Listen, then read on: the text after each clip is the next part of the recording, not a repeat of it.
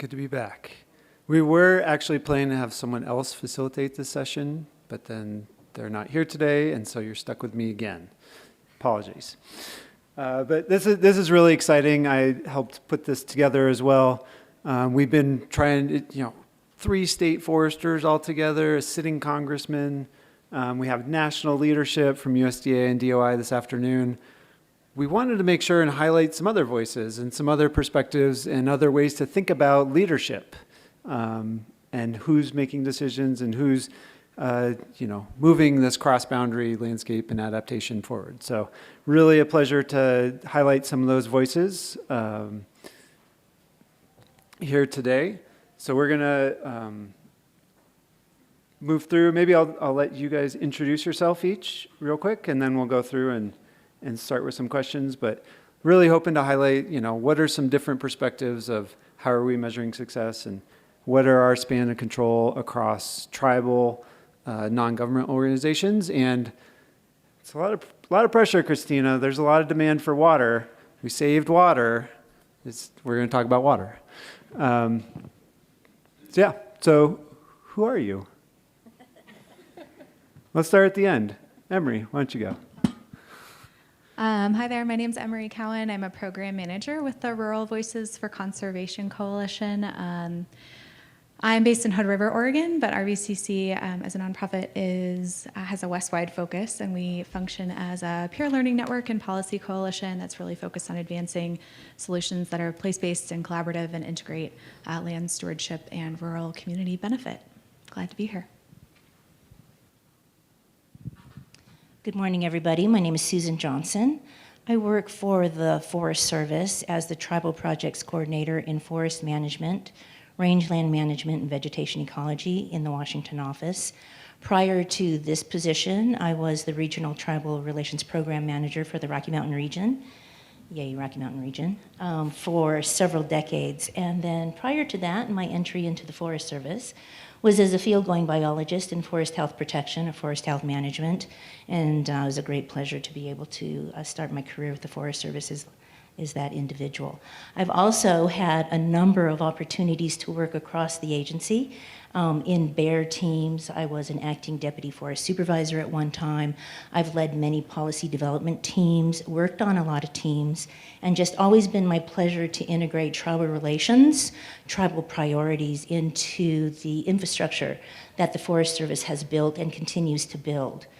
We have a lot of work to do, but we do have some foundational commitments there, and we want to amplify them and continue to grow them. I would also say that one of my important pieces of information that I need to share with you is that I am the mother of 4 children, the grandmother of 4, and the loving companion to 2 furry babies that I brought with me. So yes, I'll leave it at that. Thank you. Hi, I'm Christina Burri. I'm a watershed scientist for Denver Water, and I lead the watershed planning team and program for Denver Water, which includes our forest health commitments, such as the From Forest to Faucets partnership, as well as our Denver Water lands agreement with the Colorado State Forest Service. We also work on a variety of water quality focused projects within the watershed. Great, fantastic. So yeah, I think I want to dive right into sort of, as a federal land management agency, and I represent, it's difficult. I think I want to acknowledge up front, and we've all talked about this. It's hard to have one person up here to represent all things water, or one person for all things tribal. So we're just kind of trying to get a sense of how some of these other sectors of our society are engaging in cross-boundary. But where, given that, sort of what are some of the opportunities for cross-boundary adaptation that are uniquely within your control? I don't know that, Susan, you work with the Forest Service, and tribes do own some land, but NGOs and water utilities generally don't own a lot of land. So how do you engage, and what is sort of within your control to make a difference in this adaptation and cross-boundary management? Does anyone want to kick us off, or go for it? Yeah, thank you, everybody. I did also want to mention that, and thank you, Brett, you made me think of it. I'm not here representing a tribal government. I'm here representing myself as a tribal person, tribal member of 3 affiliated tribes of North Dakota, Rick-Ra-Hidadza, Mandan, and of my father's people, who are the Pemina Chippewa Band from Madeline Island and who currently live in Minnesota. These are my perspectives as a field-going biologist and primarily as a citizen who grew up in her culture. So, but I am not representing tribal government points of view, right? So I did want to share that. Let me just say that within my sphere of influence, I don't have a lot of control, but I do have influential opportunities to collaborate within my own staff unit, within the Forest Service, and as that can carry through in the vein of provisions and laws that touch tribal governments and tribal people in meaningful ways, through their cultural estate, through the opportunity to increase forestry for the protection of their communities, risk reduction. Work in a beautiful place with a lot of very energetic, meaningful team members who very much take to heart the due diligence and the federal government commitment to Indian tribes. And so as we continue to learn as a federal agency around federal Indian law, what is the historical trauma that the people have suffered from, and how do we move forward in collaborative, beautiful ways, I just get to work in, for instance, the bill provision, which we all know is the bipartisan infrastructure law. In that law, there is a provision to amplify and implement the Tribal Forest Protection Act and the Good Neighbor Authority. With that came a substantial amount of money for investments on the landscape. And within my staff area, we manage the bill funds. And in collaboration with FAM, the Fire and Aviation Management resource, we have grown the investments to $3 million this year to implement work in coordination and in collaboration with tribes on National Forest Systems lands. Because we must all remember, public lands are indigenous lands. Private lands are indigenous lands. We don't have a lot of influence over private lands. Maybe state to some extent. I'd like to see a little bit more Justice 40 happening in the Good Neighbor Authorities through the states. But in the federal government, we do have an opportunity because we want to redeem our trust relationship with tribes. So I would say control is, I control myself, but I can be very influential. I can add, I think it's interesting to hear, Susan, that, because I would think, with land ownership, U.S. Forest Service being one of the bigger landowners, that there's a lot of control. So I think that perspective is just, really interesting. As far as control for Denver Water, we own only 2% of the entire 2.5 million acre watershed. So we work with 3 national forests. We work closely with the State Forest Service, with the Natural Resources Conservation Service, with the county conservation districts, with counties. So what is within our control is collaboration, partnerships, and relationship building, which is very, very important. So that is within our control.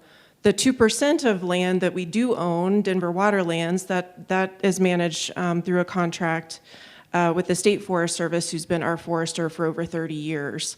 So we do have direct control over Denver Water Lands. And thinking into the future about the benefits of those lands could be doing some process-based restoration activities on those lands to anticipate fire. So I think there's some control within the watershed in terms of actual land management activities and abilities. But really, I think one of the most important things that we do for the watershed planning team is build the relationships with those partners that have that direct ability and authority to manage the land within our watershed.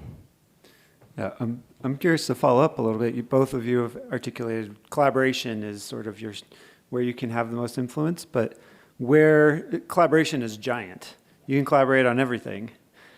what particular areas have you found where, you really want to collaborate to have an outcome? Is there are there certain ways where you've said we have found a lot of success collaborating in these ways? Anything come to mind more specific on sort of what kinds of collaboration or what ways you've gone about it that have been more effective or less effective and you've learned from? I think for the Forest Service, we're still learning collaborations because the collaboration model has already been built, and we're trying to fit in how tribal voices can be heard within this pre-existing collaborative model. And how you do that, and how we do that, I think we really need to deconstruct a little bit so that the tribes are leading out on what the collaborative nature could be and should be for their participation, rather than there's all this energy already pre-existing and we're trying to plug the holes because at the last minute we're like, oh, we forgot about the tribes. We need to consider the tribes because they are landowners and they're adjacent, and those public lands are their cultural assets. So I really think we need to do some deconstruction on what the collaborative model is and have them at the fore and help us decide what that is moving forward. Existing collaborations are really important, and maybe there is an opportunity to increase the space. But to do that and increase the space in an authentic way, you need to invite the tribes, and they need decision-making powers to determine what is the avenue for that new collaboration. So that's what I would say on that. Mm-hmm. Yeah. Any other thoughts, Christina? And then I do want to kick it to Emery, who is, that's your jam of kind of what you do is collaboration all the time. So any other thoughts on sort of your unique perspective, Christina? Yeah, I think of collaboration in terms of kind of phases of collaboration. So I think building the collaborative capacity within your agency for those different phases. So certainly post-fire recovery looks very different than planning and collaborating for pre-fire forest treatments. So I think where we've been successful is building the relationships with the land management agencies, but also with the researchers, with just with the local partners, with local fire protection districts. So not just the land managers, but also people who can help respond to fires or communicate with the private landowners for forest treatments, and just helping to plan out activities, whether that's proactive forest management or post-fire recovery. So I do think of collaboration in different stages, and at any given moment, we're in the stages of mitigation, preparedness, suppression, and recovery at one point in time. Yeah, and kind of collaboration with a purpose, not just there is collaboration to build relationships, but towards, there's some specific ends to work towards together. So Emery, I want to bring you in too, of kind of just from a NGO perspective and where you sit interacting with people all across the West. Where do you see, these cross-boundary adaptation that's somewhat uniquely within your control to have put your thumb on the scale? Yeah. So our VCC isn't directly involved in cross-boundary partnerships, but we have a number of coalition partners that are deeply involved in these sorts of efforts. And so, doing my best to kind of capture their themes from their experiences. I think that there are a number of, and we've done different case studies and kind of looked at what are the roles that nonprofit partners play. And one is being that really critical kind of backbone coordinating organizing role for these sorts of partnerships that are doing the sort of cross-boundary prioritization and planning that we're now finding are really relied upon for the sort of federal funding expenditures and climate and wildfire risk adaptation actions. There's a lot of upstream work that has to happen for a lot of this action to happen on the ground, and these nonprofit partners are really critical in bringing those people together and creating the structures necessary that we're really relying on for implementation.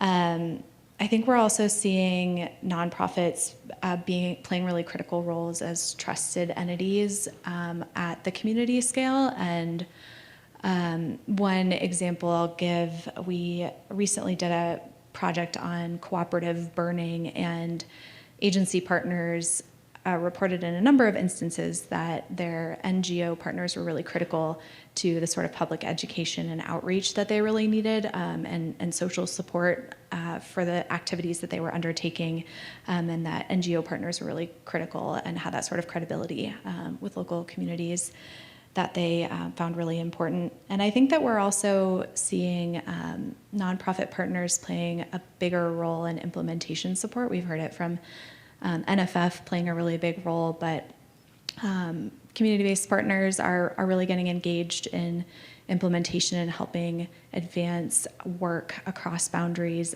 doing things like NEPA support or monitoring support that really free up resources or add critical capacity for these cross-boundary efforts. And I think that that's a place in general where RVCC is looking at what does collaboration look like in implementation. We've seen it a lot with NEPA planning. I think you all are doing some great work with kind of the cross-boundary prioritization, but when we talk about implementation, how do other partners get involved and what does that look like?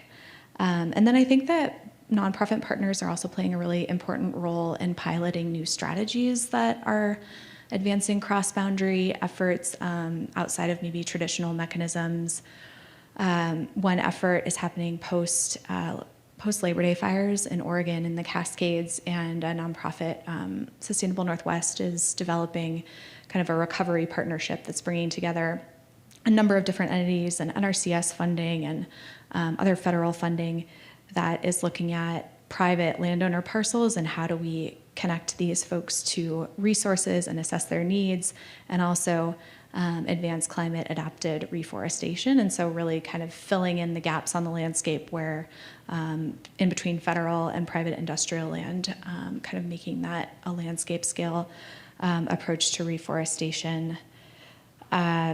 Yeah, I think there are a number of other roles that I could go into that nonprofits are playing, but I think the takeaway is even without land management decision-making authority, there's some really critical kind of the ability for nonprofits to be nimble, to play that boundary spanning role, to kind of look at different components of this sort of all lands work. We mentioned housing. We've seen community-based organizations starting to pivot to housing as really trying to fill gaps that are being recognized as really critical to planning and implementing this sort of work.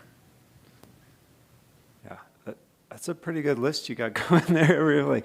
You know, it's like, it's kind of all of the connective tissue of all of the things of, if there's other agencies that want to collaborate, like, well, we need someone to bring it together and we don't have people to do this, but let's find an NGO to maybe fill this gap in that hole. So there's a lot being asked in that space. I think, one thing we've also heard about, though, is a lot of sort of turnover and employee and, that sort of thing. And with these collaboratives, how, you've all talked about how you're dependent on your partners for different things and for this sort of cross-boundary adaptation. So, kind of what do you need from them to be successful? But really, how are you thinking about institutionalizing these roles? And I don't know if RVCC, from your role, of how you've seen some of that done or are working towards that to ensure that, the connective tissue doesn't go away when someone moves or, things change. Do you have? Just speak to that. I think we've seen some positive efforts on. We've heard them discussed even during this conference in terms of just sustained funding for these sorts of partnership coordinators and just positions in place that are providing those sorts of critical coordination capacity roles. And I think Sarah McCaffrey spoke to sustained funding, but RVCC has also kind of one of the realms where we try to focus is how to mechanisms for institutionalizing besides funding within agencies, and that means things like we talked about performance measures, making sure kind of those value collaborative and partnership-based approaches, things like leadership intent, and making sure that that's clear, that that's a really important part of the way that the agency goes about its business. And even things like including collaboration as a value in position descriptions and in programs of work, and funding kind of the coordination of collaboratives, as well as programs like CFLRP that are doing really important work, kind of catalyzing this sort of cross-boundary efforts. And then incentivizing the use of tools like Good Neighbor Authority, 638 Authority, stewardship that are really kind of initiating these sort of partnership-based approaches in different landscapes. So I think there are a number of different ways to institutionalize this, both kind of including and beyond funding in particular. Yeah. Just to build on that, I think, I heard very similar themes in one of the breakouts,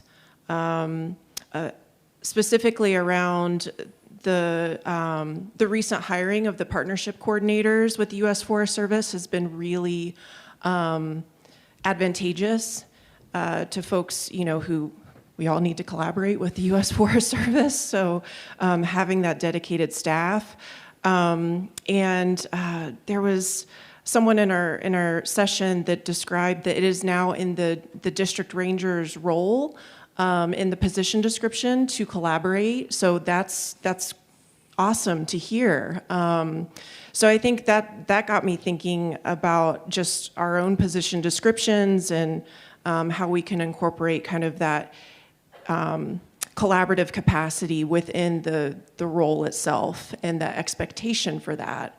I think that was a really good learning opportunity from those breakout sessions, but also from Sarah's talk. What I took away from that was the sustaining momentum, because we all get collaborative fatigue, and so I think. Especially, again, when you think about at any given time, you could be in post-fire recovery and planning and suppression. And so I think being able to institutionalize collaboration and recognize that it is a big part of what we do, at least at Denver Water, would be really helpful to sustain the momentum into the future. Yeah, I didn't expect this to come up, but position descriptions, that's with every single person in this room, that's within your control, no matter what agency you're in, right? That's a tangible thing that we can change. I personally, it's my role as assistant director, I write lots of position descriptions and sit on lots of hiring committees and do a lot of that stuff. And I also think about, don't you think about just adding collaboration to every position? I think hard about what positions make sense. And there's other positions, we have some amazing analysts that write code and need to sit at their computer, and they're fantastic at that. And I don't want them talking to any of you.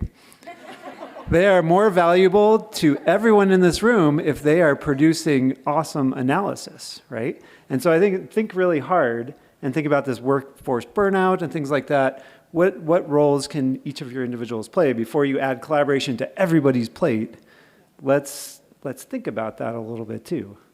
If I had a big comfy chair instead of standing here, from my perspective, make sure you're thinking about how you do that before you just, oh yeah, I can add that, make sure it makes sense.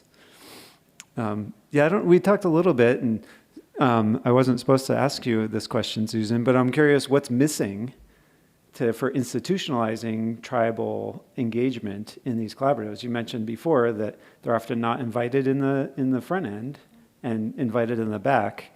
Is there anything that's coming to mind of sort of how could we institutionalize that so that it is, it's on your checklist, and it's also, to engage not just inviting, but developing relationships and starting that from the start? I think that the precursor to a good collaboration is understanding the historical context and the legal framework of which you need to engage a sovereign nation, which are tribal nations. and it's a deep body of work, and we neglect to teach ourselves that as federal agencies and other agencies. There is a construct out there. It's called federal Indian law. There's many laws about how you engage with tribes, when you engage with tribes as sovereign nations, what their assets are, what their interests are.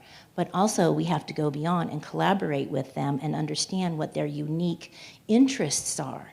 They may be interested in WUI, they may be interested in post-fire, flooding opportunities, traditional cultural plants, food sovereignty, bringing back cultural burning into the landscape, Native American Graves Protection Act, Repatriation and Protection Act on federal lands.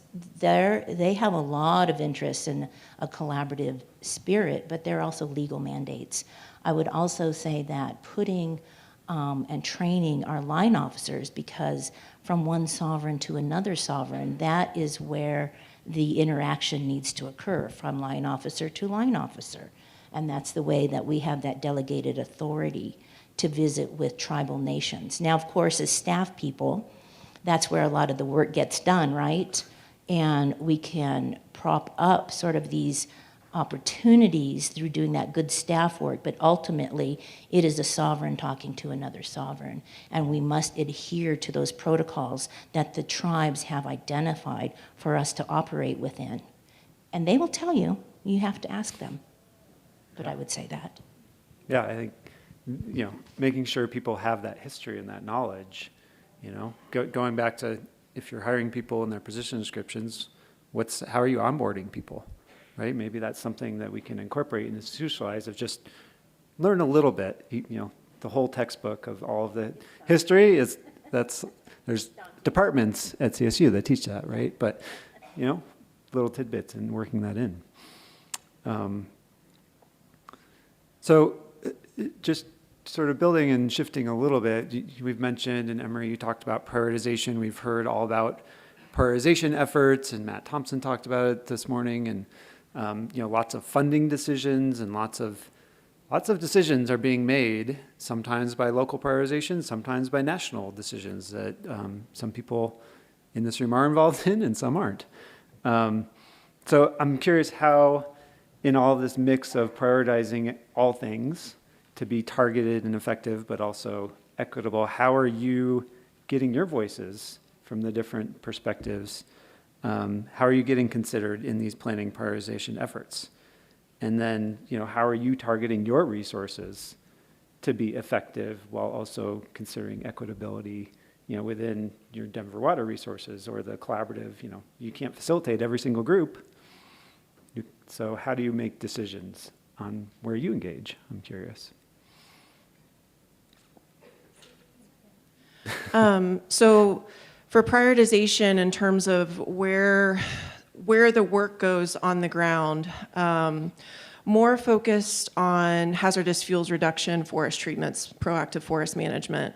We're working with Colorado Forest Restoration Institute on a treatment optimization process, and the modeling and the information is great in terms of where on the landscape to prioritize these projects. What I'm looking forward to, so we've gone through the modeling and assessment, and we have that visual spatially of where the project should go. But what we're most excited about is the conversations with the folks on the ground, with the State Forest Service at their field office level, with the National Forest District Rangers, with Natural Resources Conservation Service, to hear, okay, given these are the priority areas for water supplies, where can we access? Is it even feasible to treat some of these acres? It was really enlightening to hear, I think it was the first day from one of the talks about helicopter treatments being really expensive, but that there was $700 million at risk.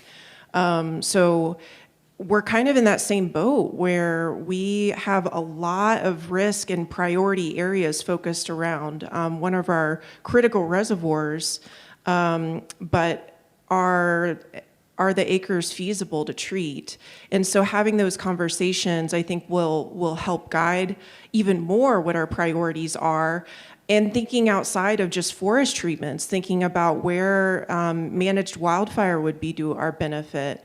Do we need to think about, other means, other process-based restoration in acres downstream of where it's not feasible to treat? And I think that'll open up a lot of the decision-making space and have science to inform those decisions about maybe some more non-traditional watershed health investments. Yeah, I have all kinds of follow-up questions, but I want to hear from other panelists too.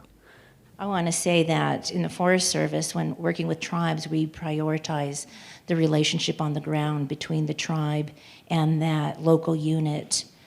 In the Washington office, we're very interested in that local relationship because that's the most meaningful place-based relationship for the tribes and for the local unit practitioners all the way around. In the Washington office, we're also very interested in acres treated with the objective of,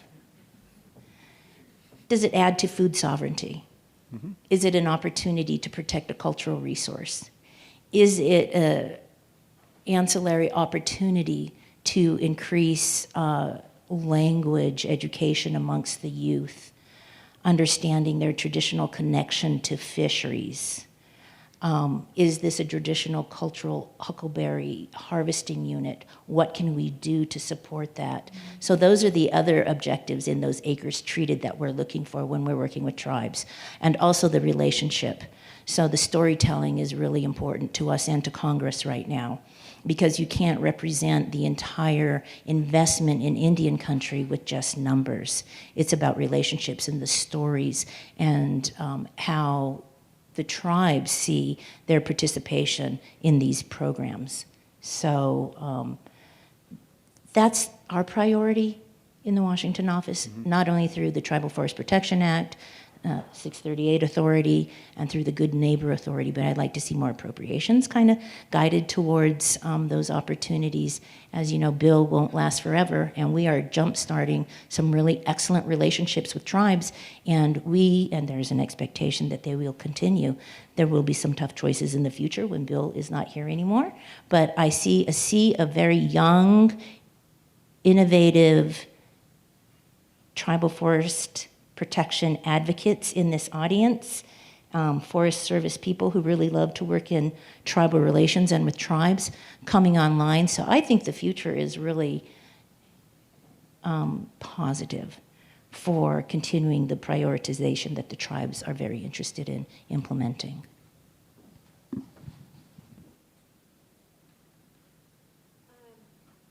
Hello, there we go. I think that I can't speak to, or I'll try to kind of speak to some of the broad themes that we've heard about prioritization and just valuing these kind of cross-boundary partnerships as venues for nonprofit interests to be considered in prioritization strategies. But I think that one of the questions that came up in a series of peer learning discussions that we facilitated about large landscape partnerships is just making sure that there are prioritization strategies and decision making is happening at the right scale. So how can we create structures that kind of enable community or smaller watershed scale level prioritization, engagement with landowners, collaboration at that scale, but then also roll that up into kind of landscape scale prioritization, all lands that is happening more at these like fireshed or large regions of states type scales. So I think that's still a question, but partnerships are definitely working on how to create structures to enable that, which I think is a really valuable role to play. I was also just going to give a shout out. There's been a lot of discussion about potential operational delineations and ways to integrate social and ecological values into those and local values, as well as community wildfire protection plans that kind of are looking at, again, kind of really integrating community values into this equation of large landscapes. And speaking from RBCC's perspective in terms of how we prioritize our time and resources, I think it's a constant balance between kind of what we're hearing in terms of needs, what we're seeing in terms of policy influence opportunities, as well as funding. So kind of finding areas of alignment and trying something out and seeing if it sticks and pivoting if not. Yeah. I'm curious to dig in a little bit more, Susan, with you. As you said, connecting with communities on the ground is where you're prioritizing sort of your efforts and efforts sort of within your span of control. Can you elaborate? Like, what does that look like? How do you connect with those communities to increase the resiliency of the people and the landscapes? And what's a strategy that other people could learn from and like, oh, maybe I could do a little of that too that you're working on? Yeah. I do want to say that I thought this question was really interesting because how do we, as the federal agencies, impart wisdom, knowledge to create resiliency in the landscape and the people? I really honestly, when you're working in Indian country and with tribal nations, think it's the other way around. The tribes are the most resilient people here in the United States because they're still here. They are the definition of resiliency to me. And I think what we need to do as a first measure is turn that around. How do we bring in our processes, in our methodology, in our discussion, that real resiliency and their time, long tenured stewardship of these lands? How do we engage them? How do we bring that in to make us more resilient? They're already resilient. We need to learn from them and start incorporating the appropriate traditional ecological knowledge that they're willing to share. They aren't going to share everything. They don't need to, but they can share some things. And we need to be receptive and responsive for that. As far as creating resilient, I think it's the partnership. The partnership needs to be resilient. And how do you create a resilient partnership? You don't overcommit, and you honor what you've said you would do. And that's a resilient partnership with the tribes. We all know the history, the dark history of the agreements between the federal government and many tribal nations. So there's skepticism out there, and this generation has sort of that to work through. But there's a lot of people out there in Indian country who are very engaging, very lovely, who are ready to work in these partnerships and in these collaboratives for the ecological health of their ecosystem, for their landscapes, which translates into the health of their people and their children and moving forward. So that's what I would say. Yeah. Yeah, I think that's great. As I was asking that question, I was having the same thought of like, it probably needs to be flipped or a little bit.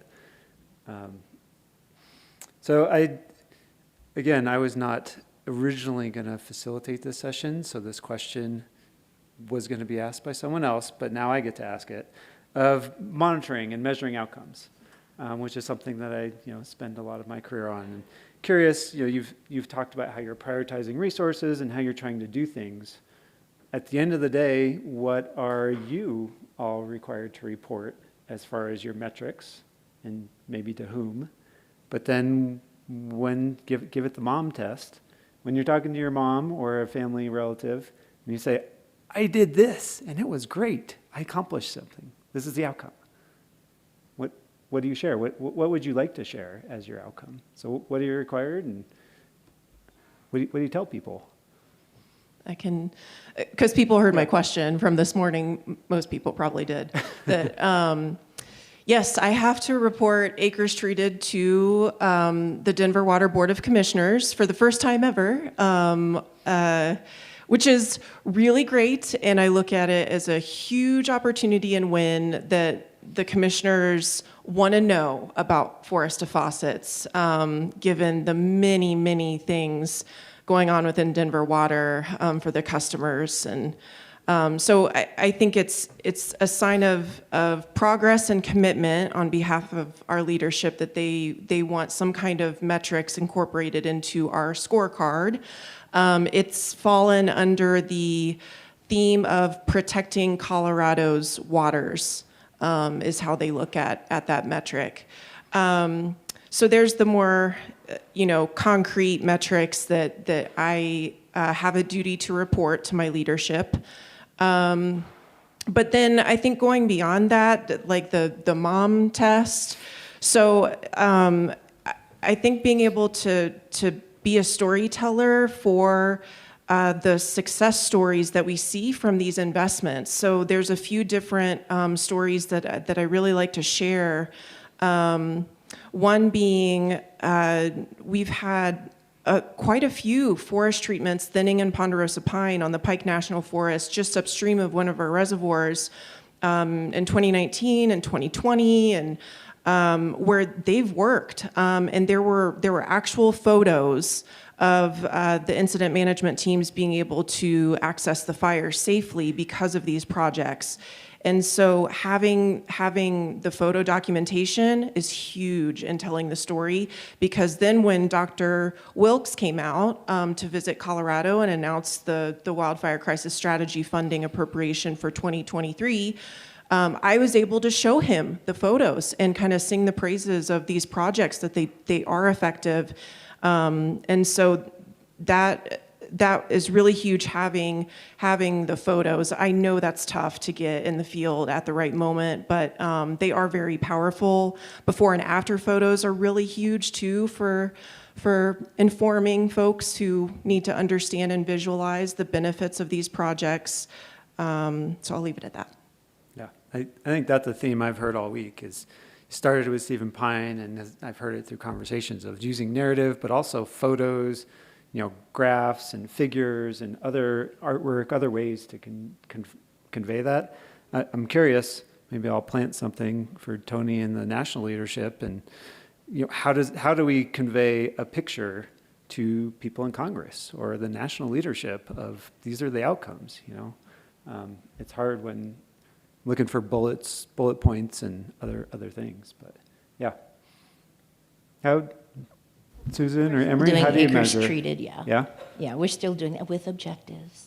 I think the narrative is going to be really powerful, because I am going to weave in what I would say to my mother and my grandmothers and my very broad Native family, and that is a grandmother got wood this year to keep her warm. A child used new words to identify a deer from habitat that we made habitat improvements for, so they could get more deer closer to their village for subsistence.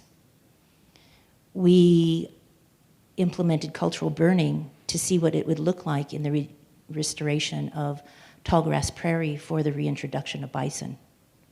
Those are the narratives and the things that I want to say to my mother and my children as we move forward. But it's still acres, and that's okay. Yeah. I'm not okay with acres in a lot of ways, but I'm coming around to it. Just today, from this morning and now, putting the clarifying acres for what? RVCC has worked on performance measures in a few projects. We were one of the co-authors on the performance measures paper that was shown earlier, and I think outcomes-based is certainly what aligns with what partners would like to see in terms of ways of operating. And another project that we worked on was looking at ways to develop metrics for measuring shared stewardship, and I think that that's another valuable way of kind of incorporating metrics around things like diversity of partners and agency communications and co-development of metrics. So there's kind of a full list of suggestions that we have related to how do we measure. But I also wanted to speak to kind of providing space and venues for learning and reflection and peer learning about what we are learning, kind of what we're experiencing in these cross-boundary landscapes. How can we adaptively manage based on what we're learning? How can we share insights across landscapes? And I think that there's just a need for kind of more of that time to create a more nuanced picture and learning opportunity for what's happening in these areas and our collaborative efforts and our ecological outcomes as well. And then just a plug for social science, answering, being really valuable to answer some of these questions. There's research going on in Oregon conducted by one of our leadership team members that's just looking at kind of how processes for implementing all of this federal funding, how is that happening differently because of the existence of some really strong partnership networks in that region. And so important questions there as well. Yeah, I think if we're moving towards, as Matt Thompson was saying, processes as an outcome, and I've heard that a little bit, I think still having some kind of metrics or science to convey that and synthesize it, I think it is a little unrealistic. It's great to tell stories all the time, but it's also, there's only so many stories you can tell in the hours of the day. And so how do we build that science to help tell those stories better, I think is maybe an important thing to think about. We have anything we didn't talk about that you want to bring up before we end here? I think just kind of open it up for... I actually have a question for the audience. I saw that tribal topics or priorities, on the word cloud were really high. I'm just interested to hear from the audience. What are those things that you want to know about tribes and their tribal priorities? Is there any feedback there? Because I'm curious what you want to know. Oh, there's a couple folks out there. Oh, yes, let's Go ahead, Gloria.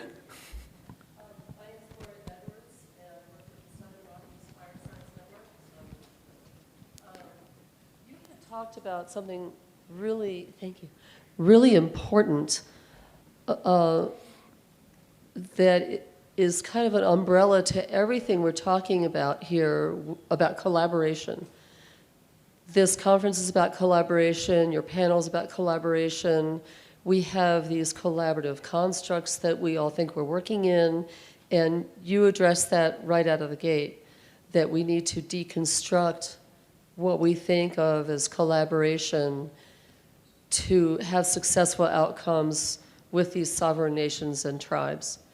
You talked about it a little bit. Can you give us a couple of points to start with, like 3 main action items or hints that you would like us to consider? Yes. In terms of deconstructing that collaboration. I've thought about this a long time. I really, really have. Because you want tribes in the mix.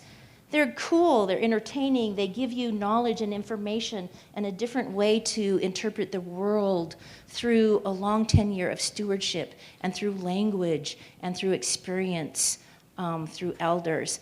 I would say that often we set up our collaboratives to be transactional. And I think that the tribes are not in a collaborative for the transaction. They're in it for the relationship, for the long-term relationship, because they're not going anywhere. Other landscapes may change, ownership patterns may change, but the tribes are going to be where they are, and they know where their traditional landscapes are, okay? So I would also say that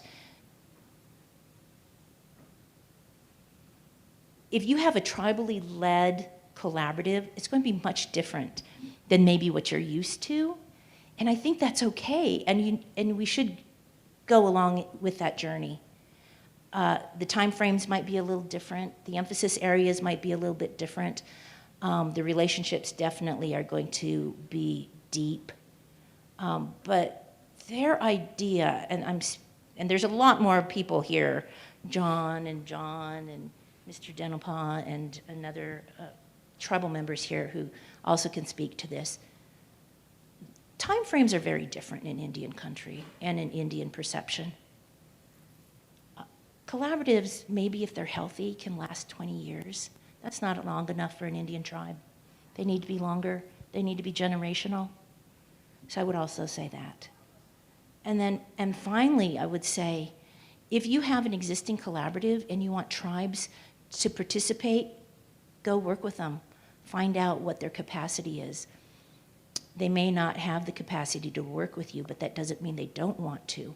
they are on a different economic scale. They do have to trade out assets and resources to be able to interact with us. We're built around collaboratives. We're built around, a whole bunch of different business models. They aren't. They have to provide everything as a government to their people. So you need to consider that. Bring resources to the collaborative so that they can participate as well. That's another thing I would say. But I was really interested in, thank you. Does that help? Yeah. I was very interested in what people were perceiving as what they would like to know more about for tribal priorities. Yeah. I saw a bunch of hands jump up. Let's take maybe one more before we break for lunch. Well, thank you for this. I'm Mike Pataglia. I'm with the Rocky Mountain Research Station, and I've been sitting here thinking about the research projects I have across different national forests, but also trying to tie them to, well, which Indian tribe would I engage with in terms of their ancestral land? So out here, we know it's Utes, the Arapaho, and the Cheyenne. And so I don't even know who to approach, to talk to start that conversation. And so I was wondering if you can give us some guidance on, where do you start with that? Definitely. That's a great question. And I'm sorry we haven't done a better job sharing that across the agency and other places. But generally, every forest unit has a tribal relations program manager. Often they're collateral duties with the heritage program manager.